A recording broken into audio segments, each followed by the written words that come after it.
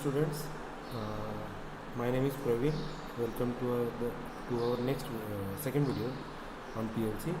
So in the previous video we have seen what is PLC in a very basic manner. What we have seen what is PLC, full form of PLC, its application, block diagram, and it's some applications, right, with some examples. So in the in today's video we will discuss in bit detail all the points which we have covered in the previous video. So starting with the point, what is PLC? PLC stands for Programmable Logic Controller, right? It is a controller which can be logically programmed, specially designed to operate reliably under harsh temperature. It is basically a device which can be used in very harsh conditions also, like if there is a water conditions, very harsh water condition, dusty conditions, and all kind of conditions which can in which any other systems can operate. Then in that situation PLC can operate very easily, like temperature. If there in that region temperature problem is there, means very high temperature, the temperature can rise to very high, and wet, dry, or a dusty condition. Okay, it is used to automate industrial process such as manufacturing plant assembly line. Right, in assembly line, there are in industries there are very large assembly lines.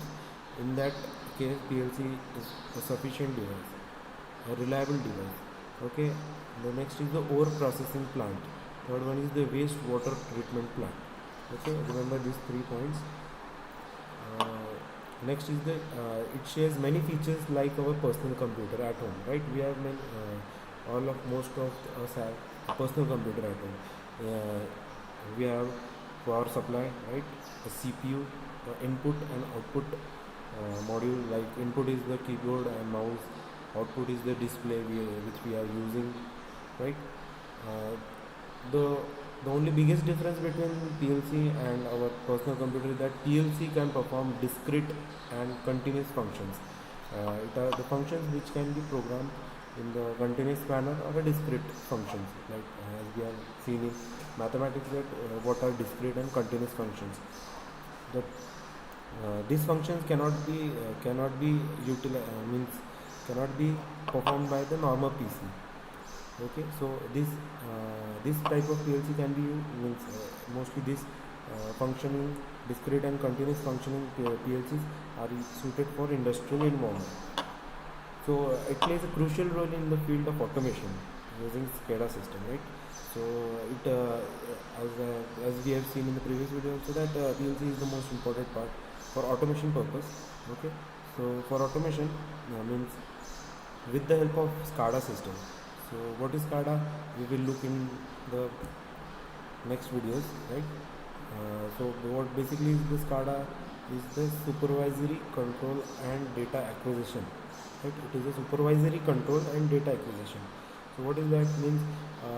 It is like if we want to see what is going in the plant, but practically it is not possible, right? We can't go inside the plant, water treatment plant, inside what actually how is it is cleaning the water and all the other process also. So it is impossible to see. So we see that in the real time on our PLC system, PLC and SCADA system. So through SCADA we can see actually what actually how is actually the process is going on.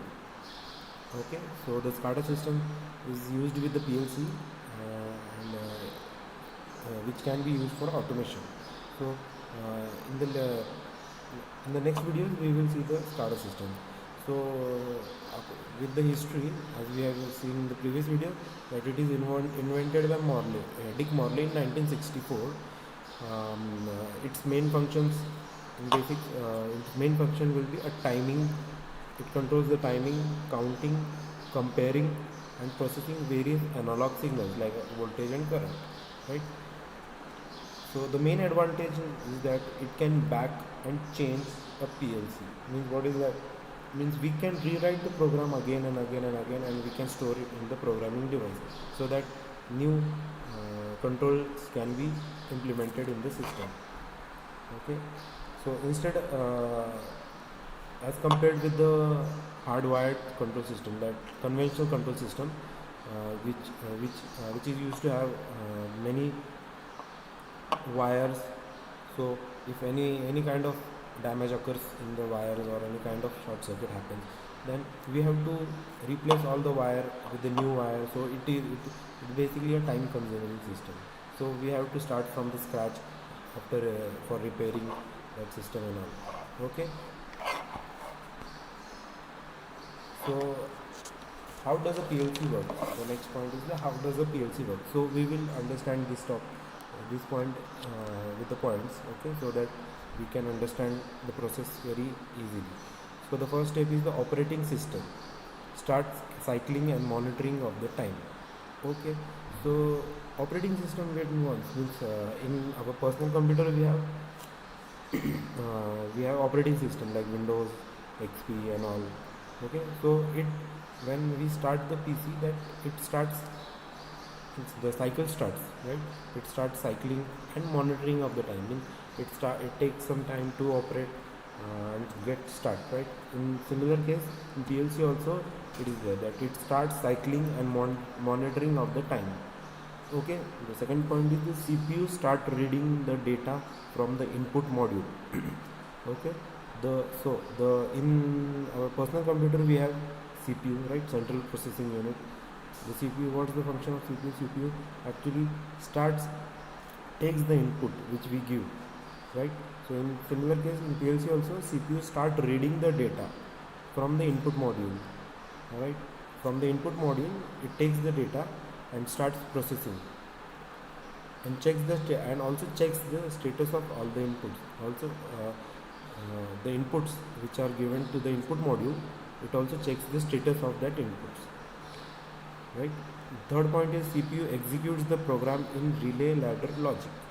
Okay, means how actually the program is executed, means how it is decoded, in short, in a very simple manner, that how actually the program is executed. So CPU executes in PLC also there is a CPU actually executes the program. The processor executes the program in relay ladder logic.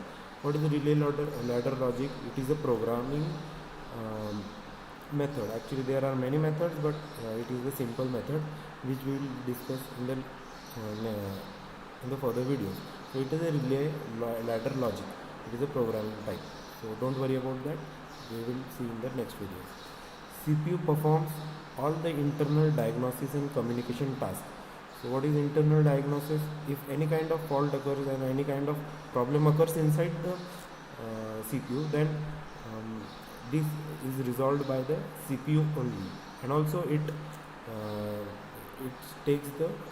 starts the communication task also. Means how to communicate with the other part of the PLC. The CPU is the main part, so it actually communicates with all the parts of the other parts of the CPU.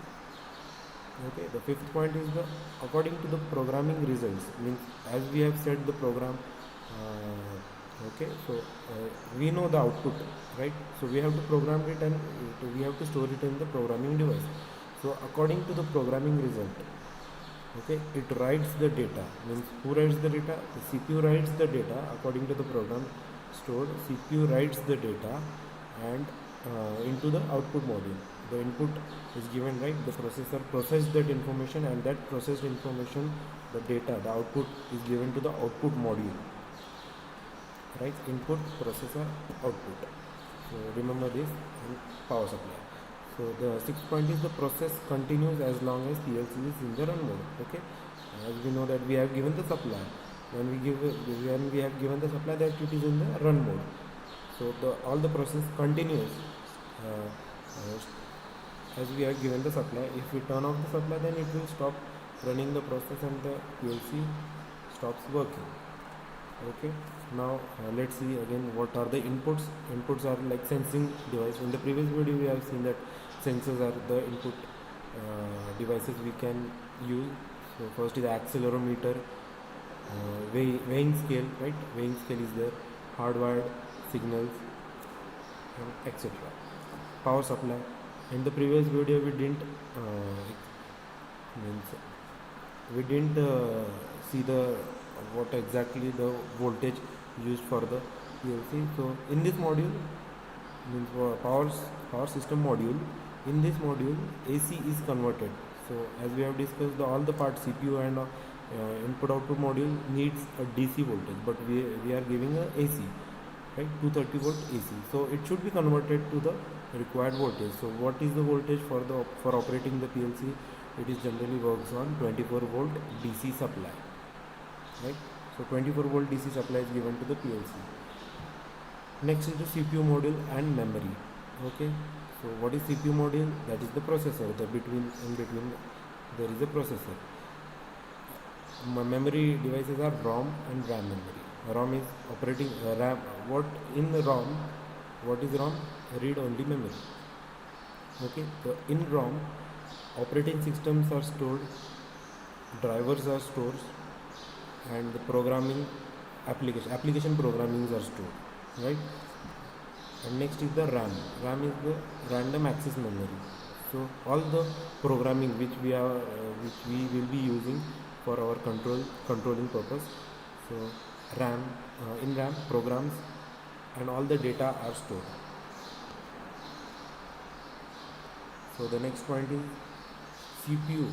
As we know that the CPU is the brain of our personal computer also. So in similar case, in PLC also the CPU is the brain of the PLC.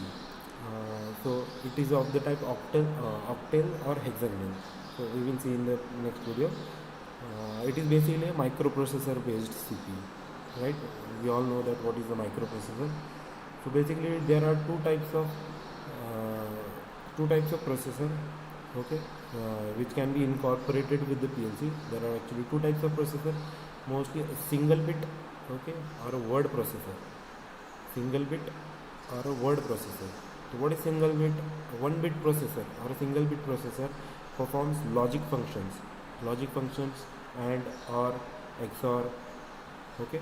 So that type of functions is performed by this single bit processor. And word processor, what word processor used for performing the processing text, numerical data which we enter the data, okay, controlling and recording data. So all this data is stored in is performed by the single bit processor. So in short, what is processor? It is actually performing the program stored, right? So as I have said in the previous video that if we have to add A and B, A is some value, B is some value, we have to add that value, right? So for adding that value, processor is needed. So processor is of two types: 1 bit processor or a single bit processor or a word processor. Okay. Next is the PLC input module, right? In the previous video we have seen very little about the input module. In this video, in short only, but in expandable manner, we will discuss what is the input module, right? The input module consists of 4 main functions. Input module has 4 main functions, right? The first is the input module receives. The input module receives signals from process device at 240 volt, right? As we have said that as we have seen in the previous part also, that input given by the system is 230 volt. We have to convert it into 24 volt, okay, 230 or 240 volt. So this signal is received at input module at the 240 volt AC voltage. Okay, now what is the function of input out module? It also converts the input signal to 5 volt or 24 volt according to the requirement. Okay, it converts the input signal to 5 volt. Okay, that can be used by PLC. So it can be the 5 volt is used by the PLC, 5 volt DC, with the help of bridge rectifier. In detail, let's see also the diagram, right? On the left we have AC input signal, bridge rectifier. It is used for converting the 240 volt or 230 volt AC into DC, into 5 volt or 24 volt. Okay, that this voltage is converted to to 5 volt or 24 volt, and it is given to the Zener diode. So what is Zener diode? Why it is used? It is basically, it converts into very low voltage value. Okay, it converts the voltage into very low voltage value, which that voltage will glow a photodiode, means it will glow the photodiode. Okay, that diode will glow and it will start illuminating, right? After that illumination, the process continues, right? In detail we will see in the next video. So this Zener diode, and actually the input output it has basically two parts. See, the power part and the logic part. Okay, the power part and they both are, the power parts and logic parts are actually isolated by the isolator. In between there is an isolator, right? And that logic part actually performs the logic functions.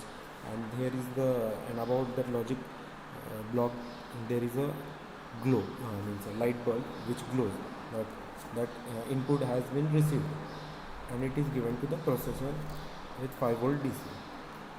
Okay, so it is a very basic diagram, you can very easily understand. Okay, so let's see through the points again. Input module receives signal, right? Process device at 240 volt AC. Okay, 240 volt is received, then it converted to a signal to 5 volt DC that can be used by PLC. Okay, 5 volt is then converted, then isolator block is used to isolate, prevent. Okay, isolator is used actually for prevention and isolation from undergoing fluctuations. If any kind of fluctuations happen, then the logic block will be safe from any kind of fluctuation. Signal, then the fourth one is signal sent to the output end. That is the, we have to from input module, we have to give this voltage or signal to the output to the PLC. Okay, next is the output module. So the output module, it is the reverse process of the input module. Okay, so remember the input module very clearly, and just we have to reverse the process. Similarly, reverse the process.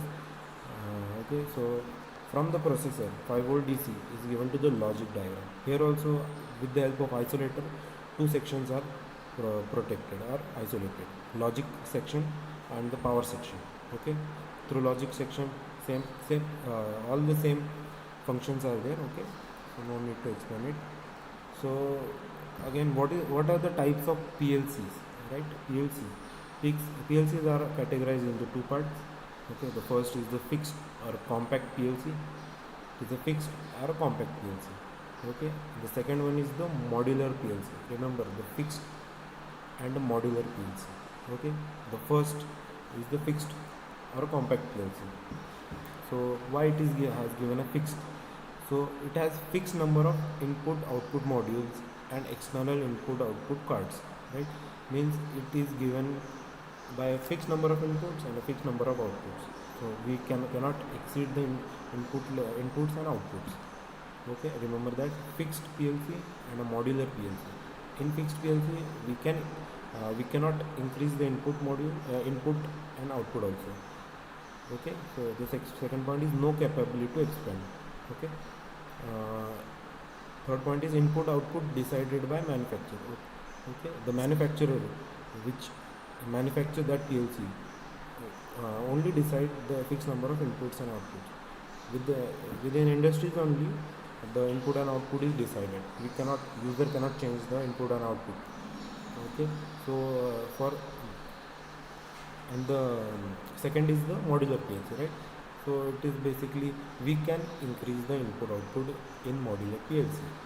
Okay, it can be expanded, and the manufacturer has given freedom in modular PLC so that we can increase or decrease the input and outputs, right? So remember these two types, fixed PLC and modular PLC. Okay, so also remember one point also, the PLC divided into three types based on the output. As the output we are getting, so according to what type of output we are getting, it is divided into three parts: relay output. Okay, with the help of relay, the output is taken, transistor output or a triac output. Okay. So the next point is who are the manufacturers? How many manufacturers are there who prepare the PLC? So as we have know that Allen Bradley is widely used, right? ABB, Siemens, Mitsubishi PLC, okay? Hitachi PLC is there, Delta PLC, General Electric. In the previous video, in the basic, we have seen General Electric PC or Honeywell PLC. Okay, so these PLC are actually very costly. So many more bigger industries can only buy this kind of PLC. Okay, so the last point is the PLC application. So in the previous video we have seen some applications. Now there are 5 more applications so that you can easily remember this. The process automation plant. What is process automation plant? Like mining, oil, gas. Okay, these are process automation plants. Mining industry, or we can remember mining industries, oil industry, gas industry. Okay, and some delicate industries, like delicate means they prepare very delicate materials like glass. Is a very crucial and also a delicate part. Glass industry, right? Paper industry, very important. Cement industry, very important. So and in thermal power plants, in boilers, PLCs are used. So these are some applications. Remember mining, oil, gas, glass, paper industries, cement industries, and boiler industry. So these are some points about PLC, right? So let's see some basics again. Okay, in very short time. So what we have seen that first is what is PLC, right? Programmable logic controller. About its feature, power supply, CPU. Okay, what is the biggest difference? It performs continuous and discrete signal.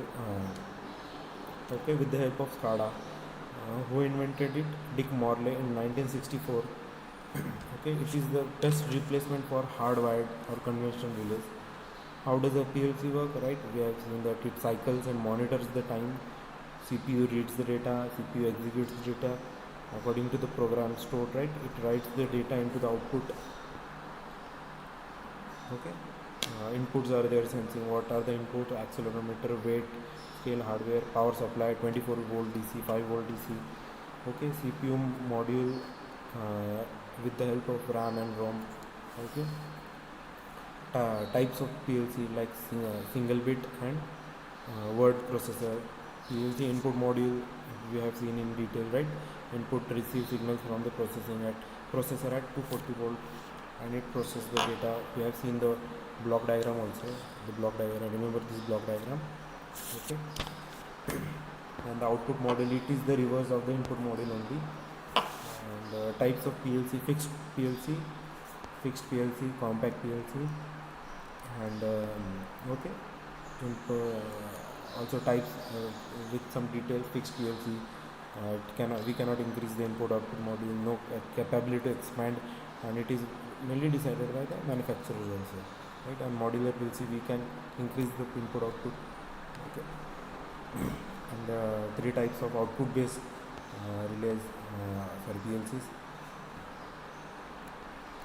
Then the manufacturers the most important manufacturers: Allen Bradley, ABB, Siemens, Mitsubishi, Hitachi, Delta PLC, and etc.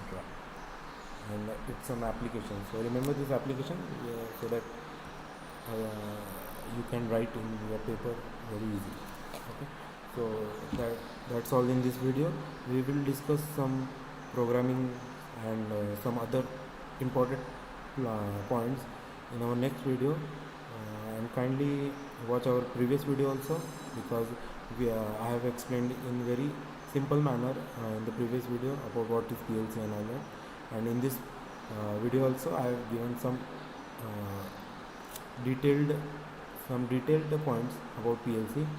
Okay, so thank you for watching the video. We will meet in our next video. Thank you.